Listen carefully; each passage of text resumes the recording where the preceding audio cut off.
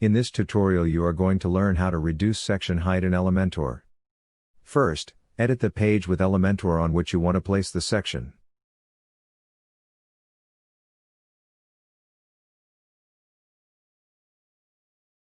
Once Elementor is active on the page, click the Add New Section icon to add a new section. Then, select the number of columns you want in the section. Select the section by clicking on the Edit Section icon. The Section Settings panel will display on the left-hand side. Set the height field to min height. And then in the minimum height field, set the height that you want the section to have.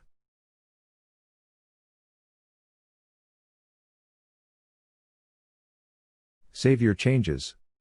And that is it. That is how you can reduce the section height in Elementor. Okay. Now that you know how to reduce section height in Elementor, do you want to know about the cheapest tools to build and run a website? I have created Website Builder's Toolbox that will give you this list of cheap tools. Click the link below this video to get the Website Builder's Toolbox. And, if you like this tutorial, then don't forget to subscribe to my channel and click the bell icon to get more tutorials like this.